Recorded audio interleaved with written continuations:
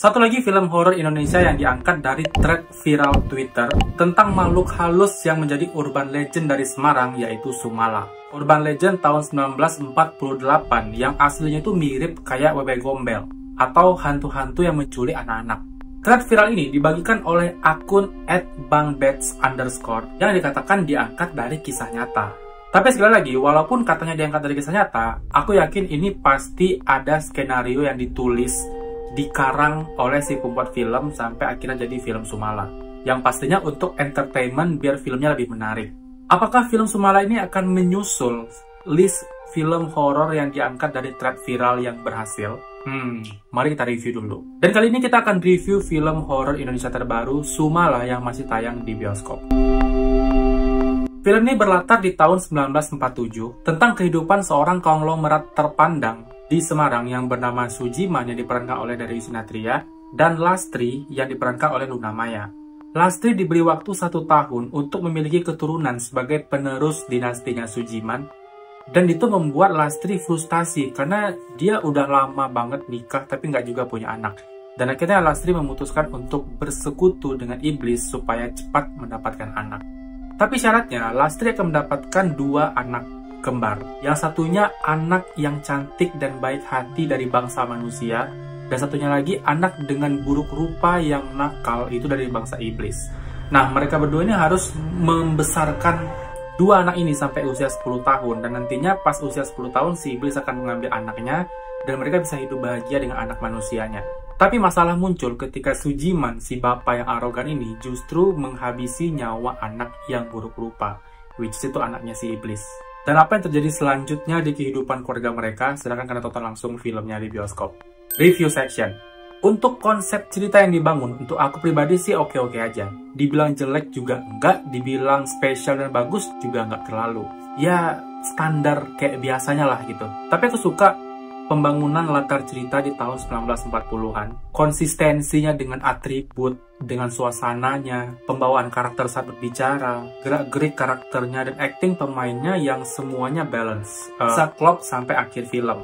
Itu untuk aku ya, tapi untuk teman-teman yang asli dari Semarang mungkin akan merasakan hal yang berbeda. Tapi jangan terlalu dianggap serius dengan embel-embel diangkat dari kisah nyata. Karena setelah nonton full filmnya, mungkin pandangan kita akan berbeda. Jadi lebih meragukan keaslian cerita ini gitu. Dan menurut aku, dibandingkan horor, film ini lebih tepat disebut thriller supranatural. Karena lebih banyak adegan thriller dengan makhluk-makhluk yang buruk rupanya, gore-gornya, daripada horor penampakan-penampakan. Kalau misalnya kalian pernah nonton film Mangku Jiwo 2 yang kemarin, itu vibes-nya agak sama dengan film itu. Dan untuk aku pribadi, vibes horror film ini sama sekali nggak berasa. Jadi kalau misalnya kalian mau nonton film ini karena takut dengan hantu-hantunya, kan nggak usah takut. Di sini nggak ada hantu-hantunya. Nggak dibilang serem, nggak serem. Dibilang horror juga nggak horror. Nah, justru film ini tuh lebih berat di dramanya. Drama keluarganya nih. Karena film ini lebih banyak memperlihatkan tentang kehidupan konglomerat, di mana bapaknya otoriter, mamanya terlalu takut sama bapaknya, sehingga anaknya yang harusnya dilindungi oleh orang tuanya jadi tidak dilindungi. Justru si anak ini lebih dekat dengan pembantunya. Ya mungkin ini bakal relate dengan kehidupan orang-orang yang udah berkeluarga dan orang tuanya masih sibuk dengan urusannya dan gak peduli sama anak. Nah, inilah yang mungkin bakal terjadi di kehidupan nyata kalau anak tidak mendapatkan perhatian dari orang tuanya. Paruh awal sampai pertengahan film, pembangunan ceritanya lumayan oke, dan aku sangat bisa menikmati.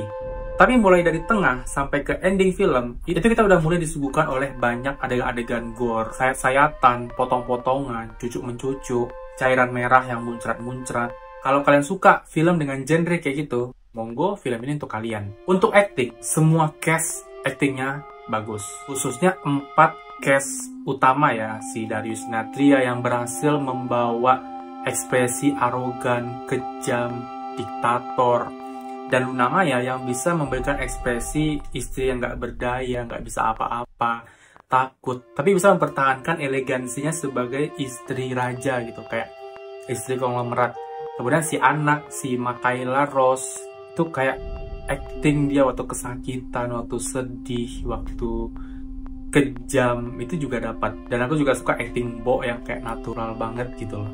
Cuma aku mikir ya, untuk Makaila Rose, anak yang mungkin umurnya masih belasan tahun, Itu apa nggak bahaya dengan acting dia yang pakai senjata, mungkin darah-darahan, terus ada kata-kata yang kayaknya belum layak diucapkan oleh anak di usia segitu gitu. Yang harap sih semoga ada psikolog yang mendampingi dia selama proses syuting ya, tapi ya kayak aku mikir aja gitu kayak, ini aman gak sih bocah kayak gini, acting kayak gini gitu.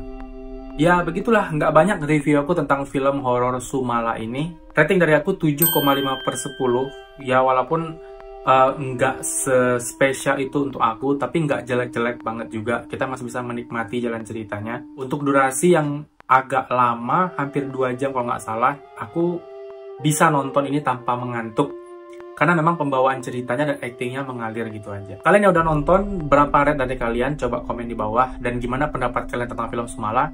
Dan yang belum nonton, silahkan putuskan mau nonton atau enggak. Dari review ini kayaknya udah jelas kalian bisa memutuskan apa. So, sampai sini dulu. Sampai jumpa di video selanjutnya. Bye guys.